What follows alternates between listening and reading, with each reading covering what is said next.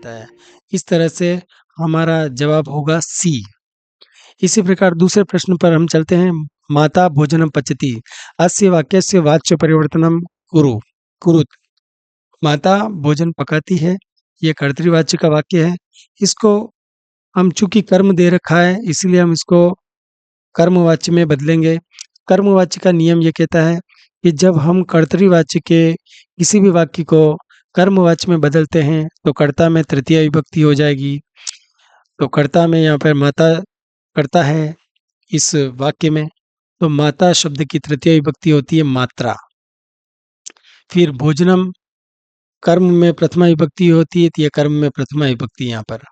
फिर और क्रिया कर्म के अनुसार होती है। क्रिया अगर एक वचन में होती है तो कर्म भी एक वचन में होता है, क्रिया द्विवचन में होती है तो कर्म भी द्विवचन में होता है, और क्रिया बहुवचन में होती है तो कर्म बहुवचन में होता है तो क्रिया भी बहुवचन में होती है। साथ ही यहाँ पर कर्मवाच्य की जो क्रिया होती है वह आत्मनेपदी के तरह इसके रूप चलते हैं बीच में यह लगाकर। तो यहाँ पर मात्रा भोजनम पच्यते, ये हमारा सही जवाब होगा। फिर वकार से उच्चारण स्थानम विद्यते, वकार का उच्चारण स्थान है। वकार का उच्चारण स्थान कौन सा है? तो दंतोष्टम, दांत और होंठ की सहायता से वकार को बोला जाता है। ठीक है, दंतोष्टम। फिर दंतोष्टम के बाद में हम देखते हैं मूर्धा स्थानीय वर्ण वर्तते। मूर्धा स्थानीय वर्ण है, तो ऋतुरुषाणाम मूर्धा, इस सूत्र के अनुसार री वर्ण जो है मूर्धा स्थानीय वर्ण है। फिर वाक्यम इदम संशोधयत, यहाँ पर ये पूछा गया है कि ये जो गलत वाक्य है इसको सही करना है। नृपः खलाय शतम दंडयति, नृपः यानी राजा, खलाय यानी कि दुर्जन को, बुरे व्यक्ति को, शतम यानी कि 100 रुपए का दंड देता है। यह गलत वाक्य है, इसको सही करना है। तो इसके लिए यदि हमको नियम याद है तो हम नियम के अनुसार इस वाक्य को सही बना सकते हैं। नियम ये कहता है कि द्विकर्मक धातुओं के योग में द्वितीय विभक्ति लगती है। तो द्विकर्मक धातु है, यहाँ पे दंड द्विकर्मक धातु है, इसके योग में द्वितीय विभक्ति लगेगी। नृपः खलम शतम दंडयति, इस प्रकार से राजा खल को यानी कि दुर्जन को 100 का दंड देता है, 100 रुपए का दंड देता है। फिर संस्कृत भाषा शिक्षणानाम विकास भवति, संस्कृत भाषा के विकास के लिए, शिक्षा के लिए और विकास के होता है तो कौशल ही है, कौशल द्वारा। फिर बालकेषु कल्पना शक्ति है विकास भवति, बालकों में कल्पना शक्ति का विकास होता है। कैसे होता है?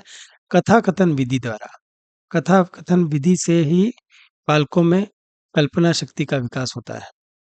फिर आगे चलते हैं। आगे है 38वां क्वेश्चन है, उसमें दे रखा है संस्कृत भाषा शिक्षणे अनुवाद विधि का उच्यते, संस्कृत भाषा के शिक्षण में अनुवाद विधि क्या कहलाती है? भंडारकर विधि। भंडारकर विधि को हम संस्कृत भाषा में अनुवाद विधि भी कहते हैं। कुशाग्र सामान्य मंद बुद्धि छात्राणाम कृते क सिद्धांत समयोक्तः, कुशाग्र सामान्य और मंद बुद्धि छात्रों के लिए कौन सा सिद्धांत उपयुक्त है? तो वैयक्तिक भिन्नताया सिद्धांत, वैयक्तिक भिन्नता का जो सिद्धांत होता है वह इसमें काम आता है। फिर आगे का 40वां प्रश्न है संस्कृत भाषा शिक्षण है, संस्कृत भाषा के शिक्षण में प्रथमम मौखिक कार्य, पहले तो मौखिक कार्य तथा बाद में लिखित कार्य च भवेत्, बाद में लिखित कार्य होता है, होना चाहिए। इत्यत्र संस्कृत भाषा शिक्षण सिद्धांत का यहाँ पर ऐसा कौन सा सिद्धांत है जो इनमें से बताया गया है? तो ये सब पूछा गया है हमको। तो उसमें हम देखेंगे कि अनुपातस्य क्रमस्य च सिद्धांत, अनुपात के और क्रम का सिद्धांत जो है वह यहाँ पर काम आता है। फिर आगे दे रखा है कि पूर्व ज्ञानात परम नवीनम ज्ञानम प्रदेयम इत्यत्र शिक्षण सिद्धांतस्य किम सूत्रम, पूर्व ज्ञान के बाद नवीन ज्ञान दिया जाना चाहिए, ऐसा सिद्धांत का सूत्र कौन सा है?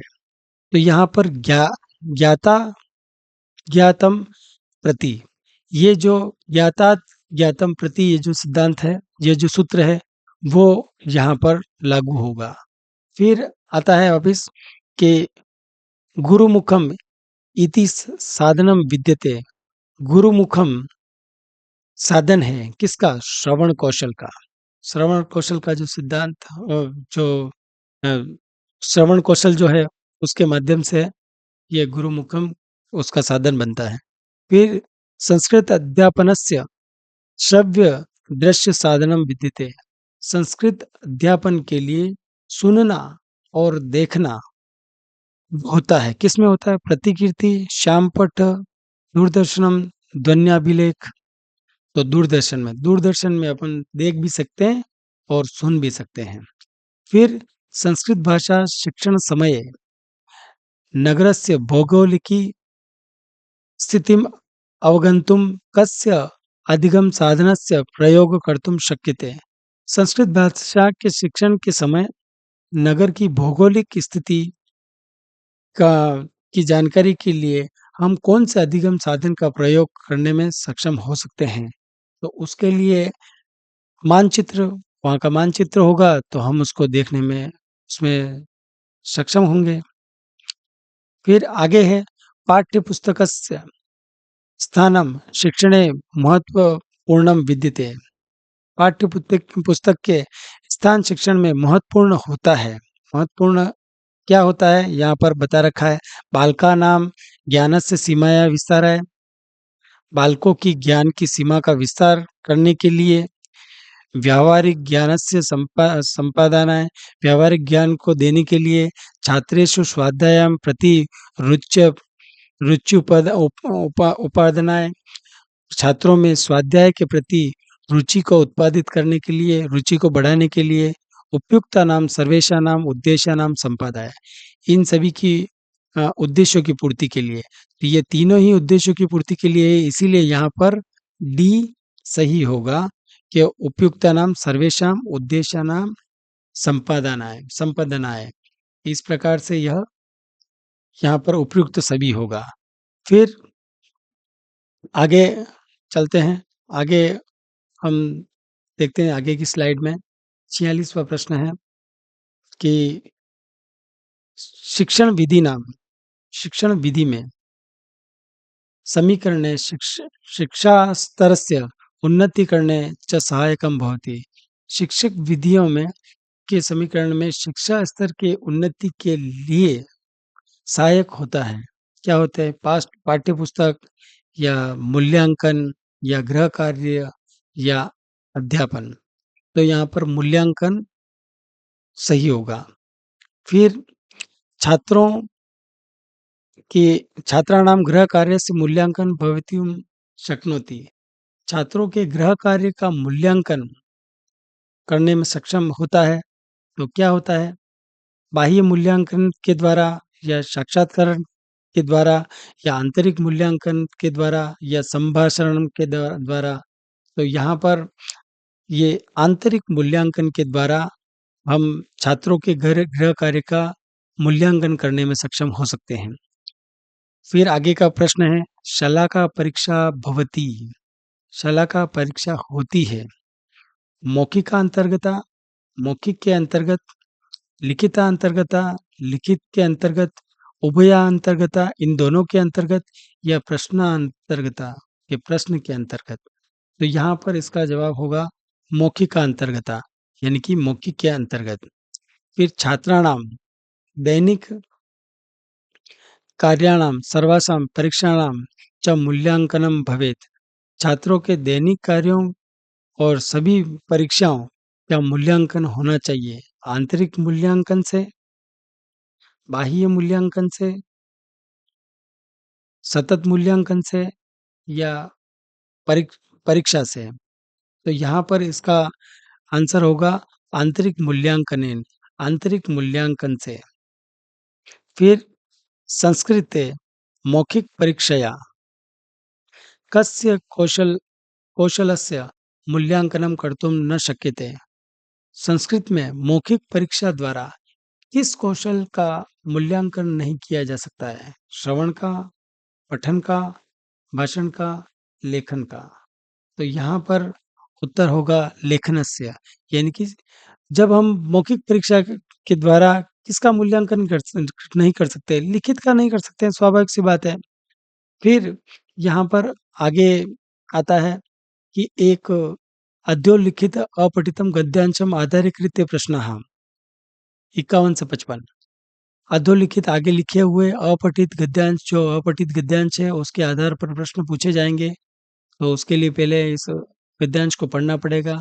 अस्माकं तो निश्चितं मतं यत् संस्कृत भाषैव विश्व भाषा पदमर्हति जगति या अपि संस्कृतं प्राकृते लैटिन ग्रीक इंग्लिशाद्या भाषाः तत्र तत्र देशेषु प्रचलिता दृश्यन्ते तासु संस्कृत भाषैव सौष्ठवे सारल्ये माधुर्ये च श्रेष्ठा कस्यामपि अन्यस्यां भाषां न तादृक् सर्वांगपूर्ण व्याकरणं यादृक् संस्कृत भाषां न च तादृशी वैज्ञानिकी लिपि यादृशी संस्कृत भाषा। तो यहाँ पर दे रखा है कि यहाँ पर संस्कृत भाषा के बारे में उसकी महानता का उल्लेख किया गया है कि इस संसार में जितनी भी दूसरी भाषाएं हैं, चाहे वो प्राकृत हो, लैटिन हो, ग्रीक हो, इंग्लिश हो, और जहाँ-जहाँ पे जिस-जिस देश में जो-जो भी भाषा प्रचलित है, उन सभी भाषाओं में संस्कृत भाषा ही ऐसी है जो सौष्ठव और सरलीकरण और माधुर्य के दृष्टिकोण से श्रेष्ठ है, और किसी भी अन्य भाषा की तुलना में वह सभी अंगों से पूर्ण है, व्याकरण की दृष्टि से और सभी दृष्टियों से यह वैज्ञानिक लिपि है। और जैसी ये संस्कृत भाषा में मिलती है, वो वैज्ञानिक दृष्टि दूसरी जगह नहीं मिलती है। ये इसमें बता रखा है। तो इसके आधार पर प्रश्न बता रखे हैं, अस्माकं इत्यत्र का विभक्ति। अस्माकं में कौन-सी विभक्ति है? तो हमको ये पता होना चाहिए। तो अस्माकं किसमें आता है? अस्माकं यानी कि षष्ठी विभक्ति इसमें गिनी जाएगी अस्माकं में। फिर संस्कृत भाषैव इत्यत्र संधि विच्छेद करणीय। संस्कृत भाषैव इत्यत्र संधि विच्छेद करणीय। संस्कृत भाषा इस पद में संधि विच्छेद क्या होना चाहिए? तो संस्कृत भाषाधन एव, संस्कृत भाषेधन एव, संस्कृत भाषाधन एव और संस्कृत भाषाधन इव। तो यहाँ पर दो मात्राएं हैं, वृद्धि संधि होगी। पदांत अ या आ के पश्चात में ए हो तो उससे ऐ हो जाता है। इसी प्रकार से यहाँ पे आ के पश्चात में ए आया है तो उसको ऐ हो गया है। इस तरह से यहाँ पे वृद्धि संधि मानी जाएगी। फिर आगे का प्रश्न है, संस्कृत भाषायां वैज्ञानिक लिपि विद्यते अत्र वाक्ये विशेषण पद लिखतः। संस्कृत भाषा में वैज्ञानिक लिपि है, इस वाक्य में विशेषण पद कौन सा है? संस्कृत भाषायां या विद्यते या लिपि या फिर वैज्ञानिकी? तो यहाँ पर लिपि तो विशेष्य हुआ और विशेषण हुआ वैज्ञानिकी, तो यहाँ पर वैज्ञानिकी सही है। फिर व्याकरण इत्यत्र क प्रत्यय, व्याकरण में कौन सा प्रत्यय है? ठीक है, तो इसमें वी और आंग उपसर्ग, क्री धातु और ल्यूट प्रत्यय के मिश्रण से बनता है व्याकरण शब्द की व्युत्पत्ति होती है। फिर विश्व भाषा इत्यत्र समास विग्रह वर्तते। विश्व भाषा इस समास का विग्रह है। तो विश्व भाषा, विश्वस्य भाषा या विश्वास भाषा या विश्वम भाषा। तो यहाँ पे विश्वस्य भाषा यानी कि विश्व की भाषा। फिर निम्नलिखित श्लोकम आधारीकृत्य निम्नांकित प्रश्ना समाधेया भवन्ति नम्रास्तरव फलोद्गमे नवाम्बुभिः दुर्विलम्बिनो गणाः अनुद्वता सत्पुरुषा समृद्धिः स्वभाव एवशः परोपकारिणम। यानी कि विनम्र हो जाते हैं तरु यानी कि वृक्ष फल आ जाने पर, और बादल जिनमें पानी भरा हुआ होता है, वो और अधिक भी झुक जाते हैं, धीरे हो जाते हैं, पृथ्वी की ओर आकृष्ट हो जाते हैं। इसी प्रकार से समृद्धि आने पर जो परोपकारी लोग होते हैं, वो और भी अधिक उनका स्वभाव सरल और अ, स्वाभाविक हो जाता है। तो यहाँ पर इसके आधार पर प्रश्न पूछा है, सत्पुरुषः इत्यत्र का समास। सत्पुरुष में कौन सा समास है? तो सत्पुरुष में विशेषण विशेष्य का संबंध बन रहा है, यहाँ पर कर्मधारय समास हुआ। फिर एवेश इत्यत्र का संधि। एव धन एषः मैंने अभी थोड़ी देर पहले बताया है, पदांत अ या के पश्चात में ए आने पर उसके ऐ हो जाता है। यहाँ पर एवैष लिखा हुआ है, तो वृद्धि संधि हुई है। फिर अस्मिन् श्लोके किम छंद प्रयुक्तः। इस श्लोक में कौन से छंद का प्रयोग किया गया है? तो यहाँ पे वंशस्थम। फिर भवन्ति नम्रास्तरवः फलोद्गमे इत्यत्र विशेष्य पद किम। भवन्ति नम्रास्तरवः, इस शब्द में विशेष पद कौन सा है? बलवन्ति नम्राः फलोद्गमे या तरवः। तो यहाँ पर विशेष्य तरवः हुआ, क्योंकि विशेषण जो बन रहा है यहाँ पे, नम्राः तरव, झुके हुए पेड़। तो इस पेड़ों की विशेषता यहाँ पर बता रखी है, पेड़ कौन से हैं? झुके हुए। तो ये तो इसका विशेषण हुआ और ये इसका विशेष्य हुआ। फिर अनुद्धता इत्यत्र का प्रत्यय। अनुद्धता में कौन सा प्रत्यय है? तो यहाँ पर हम चारों प्रत्ययों का यदि हमें पता हो तो हम इसका विश्लेषण कर सकते हैं। जैसे इक्तवतु में तवत शेष रहता है, तव्यत में तव्य शेष रहता है, क्षत्रिय में अत शेष रहता है, उसको अन हो जाता है, इक्तव में त शेष रहता है, तो यहाँ पर इक्तव प्रत्यय होगा। ठीक है, इस प्रकार से हमने ये पेपर देखा। उसके पश्चात हम आगे चलते हैं और आगे का और 61 से आगे के जो प्रश्न हैं वो देखते हैं। यहाँ पे मुझे रसगुल्ले अच्छे लगते हैं, ये संस्कृत के भाषा सेकंड का दूसरा वाला पेपर है, जो 2017 में आया था। उसके लिए हम देख रहे हैं उसको अब। मुझे रसगुल्ले अच्छे लगते हैं, इति वाक्यस्य संस्कृत अनुवाद भवति। ऐसे वाक्य का संस्कृत अनुवाद होगा। तो यहाँ पे माम रसगोलकानि रोचन्ते, मम रसगोलकानि रोचन्ते, मह्यम रसगोलकानि रोचन्ते, या फिर मया रसगोलकानि रोचन्ते। तो यहाँ पर एक सूत्र लगा है, रुच्यार्थानां प्रियमाणः। रुच्यार्थानां प्रियमाणः सूत्र से अच्छा लगने वाले के योग में चतुर्थी विभक्ति लगती है, जिसको अच्छा लगता है उसमें। तो यहाँ पर अच्छा किसको लग रहा है? मुझे। तो आस्मत् सर्वनाम की चतुर्थी विभक्ति एकवचन क्या है? मह्यम। तो कहीं पर भी मह्यम नहीं दे रखा है, यहीं पे दे रखा है। रसगोलकानी, रसगुल्ले बहुत सारे हैं, अच्छे लगते हैं, तो यहाँ पे बहुवचन लगा है, मह्यम रसगोलकानी रोचन्ते। रुच्य अर्थानाम प्रियमाणा, इस सूत्र से यहाँ पर चतुर्थी विभक्ति लगी है और ये वाक्य सही है। फिर प वर्गस्य उच्चारण स्थानम किम। प वर्ग का उच्चारण स्थान क्या है? कंठ, दंत, ओष्ठ या तालु। तो यहाँ पर प वर्ग का ओष्ठ होगा। ठीक है, उसके पश्चात उपपद्य मानिया नाम ओष्ठो, ऐसा सूत्र इसका बनता है। वयम महाविद्यालयं गच्छामः, वाक्य वाक्यस्यास्य वाच्य परिवर्तनं कुरुत। वयम हम महाविद्यालय गच्छामः, जाते हैं, हम सभी महाविद्यालय जाते हैं। ये कर्तृवाची में वाक्य है, इसको हमें कर्मवाची में परिवर्तित करना है। तो उसके लिए यहाँ पर दे रखा है, अस्माभिः महाविद्यालयः गम्यते। फिर दूसरा दे रखा है, अस्माभिः महाविद्यालयं गम्यते। फिर तीसरा दे रखा है, वयम महाविद्यालय गच्छामः। फिर चौथा दे रखा है, अस्माभिः महाविद्यालय गम्यन्ते। तो यहाँ पर कर्मवाच्य में जब अपन बदलते हैं तो सबसे पहले कर्ता में तृतीया विभक्ति हो जाती है। तो यहाँ पर वयम है, तो बहुत सारे हैं, तो यहाँ पे कर्ता में तृतीया विभक्ति अस्माभिः जैसे हो गई। उसके बाद कर्म में प्रथमा विभक्ति होती है, कर्म में प्रथमा विभक्ति और कर्म के अनुसार ही क्रिया होती है, तो कर्म के अनुसार ही क्रिया है गम्यते। और इसके रूप क्रिया के कैसे चलते हैं? आत्मनेपदी में य लगाकर चलते हैं, तो अस्माभिः महाविद्यालयः गम्यते, ये इसका सही आंसर होगा। फिर स ग्रामस्य निक्षा तिष्ठन्ति तिष्ठति इति वाक्य से संशोधयत, वह गांव के पास ठहरता है, रहता है।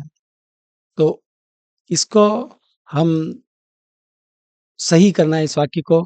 तो हम देखते हैं समया निकषा, इनके योग में द्वितीय विभक्ति लगती है। तो यहाँ पे सग्रामीण निकषा, यहाँ पे तृतीय विभक्ति लगी है। फिर सग्रामम निकषा, यहाँ पर द्वितीय लगी है। फिर सग्रामाय निकषा तिष्ठन्ति तिष्ठति, यहाँ पे चतुर्थी विभक्ति लगी है। सग्रामाद निकषा तिष्ठति, यहाँ पे पंचमी विभक्ति लगी है। तो हमारा उत्तर हुआ बी, सग्रामम निकषा तिष्ठति, वह गांव के पास ठहरता है। फिर आगे दे रखा है निम्नलिखित सूक्ते समुचित पदेन रिक्त स्थानम पूरयत। निम्नलिखित सूक्ति में जो रिक्त स्थान है उस पर जो समुचित, जो सूटेबल शब्द या पद होगा उसको लिखिए। तो न ही ज्ञानेन डैश डैश डैश पवित्रमिह विद्यते, ज्ञान के समान कोई भी पवित्रता नहीं है। तो यहाँ पे सादृशम सह साकम सदृशम, सह का अर्थ होता है साथ, साकम का भी साथ होता है और सार्धम का भी होता है साथ। और सदृशम, सदृशम यानी कि उसका अर्थ होता है समान। ज्ञान के समान कोई भी पवित्र वस्तु नहीं है, पवित्रता पवित्र नहीं है। व्यवहार कौशलम इत्यस्य गुणस्य ग्रहणम कस्मात् विधेय भवति। व्यवहार कुशल, अ, व्यवहार कौशल, इस के अंतर्गत, इस गुण के अंतर कौन सी विधि आती है? तो इसके अंतर्गत आती है प्रत्यक्ष विदित। फिर प्रोफेसर बोकिल महोदयन क विधि प्रतिपादित, प्रोफेसर बोकिल महोदय द्वारा कौन सी विधि का प्रतिपादन किया गया है? तो वह भी प्रत्यक्ष विधि का प्रतिपादन किया गया। प्रोफेसर बोकिल ने प्रत्यक्ष विधि का प्रतिपादन किया था। इस प्रकार हम प्रश्नों की संख्या में आगे बढ़ते हैं 68वें प्रश्न की ओर। तो यहाँ पर ये बताया गया है, हर बार्यर पदन पंचपदी इत्यस्य विधे विकसित रूपम किम। इसका विकसित रूप कौन सा है? विश्लेषणात्मक विधि, मूल्यांकन विधि, व्याकरण व्याकरण विधि और या फिर व्याख्या विधि। तो इसमें यहाँ पर दे रखा है मूल्यांकन विधि। मूल्यांकन विधि जो है वो इसका हर बार्य पंचपदी का विस्तृत रूप है, विकसित रूप कह सकते हैं इसको, विकसित रूप इसका माना जाता है। फिर अभिव्यक्ते सर्वोत्तम साधनम विद्यते, भावों की अभिव्यक्ति का सर्वोत्तम साधन कौन सा है? हम अपने भावों की अभिव्यक्ति करने के लिए किस साधन का सर्वाधिक और बेस्ट रूप से उपयोग करते हैं? तो वो भाषा ही एक ऐसा माध्यम है जिससे हम अपने भावों को प्रकट कर सकते हैं। तो यहाँ पर भाषा सही होगा। फिर संस्कृत भाषायाः शिक्षणाय कौशलानां स्वाभाविक क्रम विद्यते। संस्कृत भाषा के शिक्षण के लिए और उसके कौशल के लिए स्वाभाविक क्रम कौन सा है? तो स्वाभाविक क्रम श्रवण, फिर भाषण, फिर पठन और फिर लेखन। तो यहाँ पर जो ए दे रखा है श्रवणम, भाषणम, पठनम, लेखनम, ये सही क्रम है। फिर संस्कृत शिक्षण से प्रयासः स्यात्, संस्कृत शिक्षण का प्रयास होना चाहिए। कैसा होना चाहिए? ऊर्ध्वमुख होना चाहिए या अधोमुख होना चाहिए या अंतर्मुख होना चाहिए या बहुमुख होना चाहिए? तो ये बहुमुख होना चाहिए। फिर अभिनय कति विधो भवति, अभिनय कितने प्रकार का होता है? अब यहाँ पर ये बहुत ही अच्छा प्रश्न पूछा है कि अभिनय कितने प्रकार का होता है। ये नाट्य शास्त्र से रिलेटेड कोई प्रश्न है। तो इसमें अभिनय के बारे में आपको बता दूं कि अभिनय 4 प्रकार का होता है।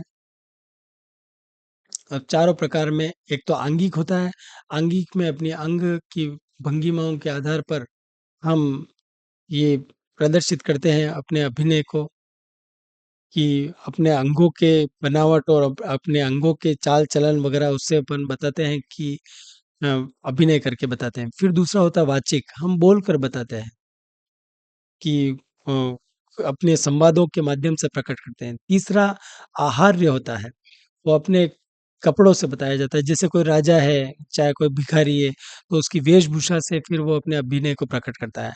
और चौथा होता है सात्विक। सात्विक में चेहरे के हाव-भाव होते हैं। इसमें कोई बोलकर नहीं बताया जाता है, जैसे क्रोध है या फिर उदासी है या फिर रुदन है या फिर रुग्णता है, ये सब उसके हाव-भाव से प्रकट की जाती है। इस प्रकार अभिनय 4 प्रकार का होता है। फिर आता है दृश्य, श्रव्य साधनेषु प्रमुख साधनम अस्ति। देखने और सुनने के साधनों में सबसे प्रमुख साधन कौन-सा है? तो देखने और सुनने में तो सबसे प्रमुख साधन दूरदर्शन हुआ, उसमें देखा भी जा सकता है अच्छी तरह से और सुना भी जा सकता है। फिर दृश्य साधनानां सर्वोत्तम साधनम वर्तते। दृश्य साधन में सर्वोत्तम साधन है देखने में तो श्याम फलकम। श्याम फलक जो है वो दृश्य साधनों में सर्वोत्तम साधन माना जाता है। फिर पाठ्य पुस्तकस्य उद्देश्यानि सन्ति। पाठ्य पुस्तक का उद्देश्य होता है बालकानां ज्ञानस्य सीमाया विस्तारः। बालकों के ज्ञान की सीमा का विस्तार करना। व्यावहारिक ज्ञानस्य संपादनाय प्रेरणा। व्यावहारिक ज्ञान के संपादन की प्रेरणा देना। छात्राणां कल्पना शक्ति विकासः। छात्रों की कल्पना शक्ति का विकास। या उपयुक्तानि त्रीणि अपि। तो इनमें से ये तीनों ही चीजें पाठ्य पुस्तक का उद्देश्य होती है, तो उपयुक्तानि त्रीणि अपि सही होगा। फिर आगे आता है कि संस्कृत शिक्षण मूल्यांकनस्य साधनभूता भवन्ति। संस्कृत शिक्षण के मूल्यांकन का साधन होता है बुद्धि परीक्षा, अभिरुचि परीक्षा, आसक्ति परीक्षा या उपयुक्तः सर्वा। यहाँ पे उपयुक्तः सर्वा सही होगा। तो इस प्रकार हमने अभी तक 76 प्रश्न देखे हैं। फिर आगे की श्रृंखला हम जारी रखते हैं। आगे की श्रृंखला में यहाँ पे बता रखा है लघु काष्ठ खंडस्य व्यवहारः कुत्र क्रियते। लघु काष्ठ खंड, छोटी लकड़ी के खंड के का व्यवहार कहाँ पर किया जाता है या क्या कहाँ पर किया जाना चाहिए? वस्तुनिष्ठ परीक्षायाम, वस्तुनिष्ठ परीक्षा में, शलाका परीक्षायाम, शलाका परीक्षा में, निबंध परीक्षायाम, निबंध की परीक्षा में या फिर अंत्याक्षर परीक्षायाम। तो यहाँ पर शलाका परीक्षायाम सही उत्तर होगा। फिर उपचारात्मक शिक्षणम कर्तुम शक्यते। उपचारात्मक शिक्षणम किससे किया जा सकता है? मूल्यांकन से, पाठ्यपुस्तक के द्वारा, गुरुमुख से या इनमें से कोई भी नहीं। तो मूल्यांकन के द्वारा हम उपचारात्मक शिक्षण करने में सक्षम हो सकते हैं। फिर वस्तुनिष्ठ परीक्षाया प्रकाराः भवन्ति। वस्तुनिष्ठ परीक्षा का प्रकार होते हैं, ये प्रकार होते हैं। बहु समाधान प्रश्न या फिर रिक्त स्थान पूर्णम। यानी वैकल्पिक प्रश्न या फिर रिक्त स्थान की पूर्ति कराकर या सत्य असत्य निर्णय कराकर ट्रू फॉल्स के तरीके से या उपयुक्त सर्वे। तो यहाँ पर उपयुक्त सर्वे सही होगा। फिर छात्रस्य ज्ञानात्मक क्षेत्रस्य परीक्षणं कर्तुं शक्यते। छात्रों के ज्ञानात्मक क्षेत्र का परीक्षण किससे किया जा सकता है? अध्ययन के द्वारा, परीक्षा या परीक्षा के द्वारा या पाठ्य पुस्तक के द्वारा या भाषण के द्वारा।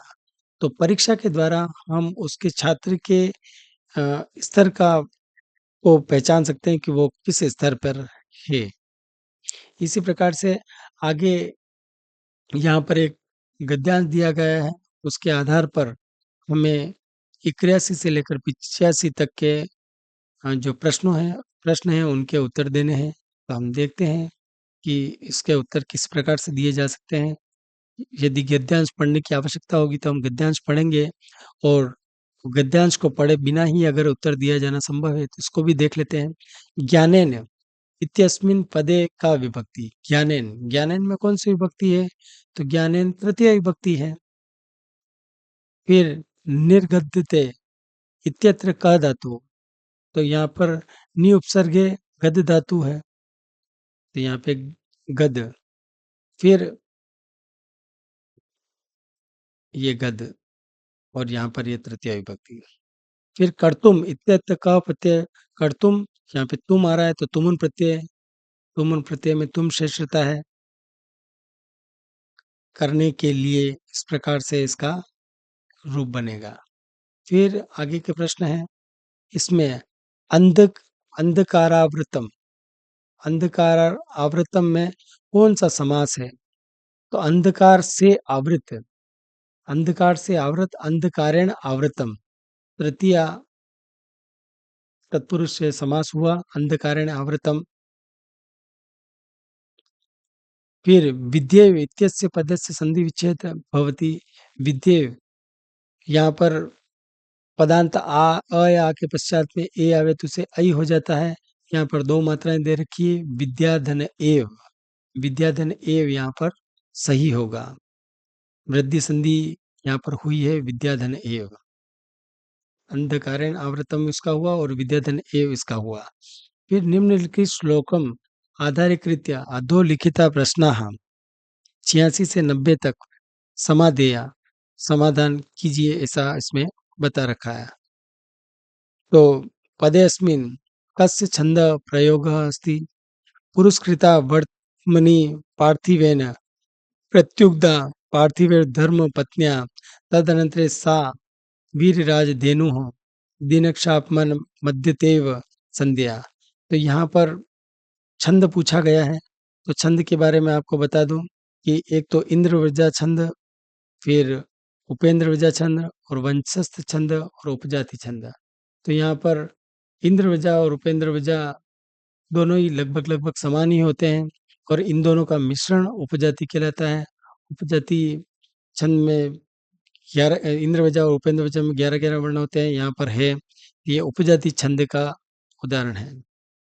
फिर वर्तमनी इत्यस्य मूल शब्द, वर्तमनी का मूल शब्द क्या है? वर्तमनी का वर्तमान, ये मूल शब्द है। पुरस्कृता इत्यत्र का प्रत्यय, पुरस्कृता में कौन सा प्रत्यय है? तो तवतु में तो तवत शेष रहता है, कत्वा में त्वा शेष रहता है, क्षत्रि में अत होता है उसका अन हो जाता है, एकदम में त शेष रहता है, तो पुरस्कृता, स्त्रीलिंग में पुरस्कृत का पुरस्कृता बना, ये एक प्रत्यय है। फिर आगे है 89 वाला प्रश्न है, इसमें पार्थिवेन इत्यत्र का विभक्ति, पार्थिवेन में कौन सी विभक्ति है? तो वापिस यहाँ पे तृतीय विभक्ति है, तृतीय सामने से ही दिख रहा है कि तृतीय विभक्ति है इसमें। फिर वीरराज इत्यत्र क लकार प्रयुक्त अस्ति, वीरराज में कौन सा लकार है? तो वीरराज में यहाँ पर लिट लकार है, लिट लकार का ये रूप बनता है।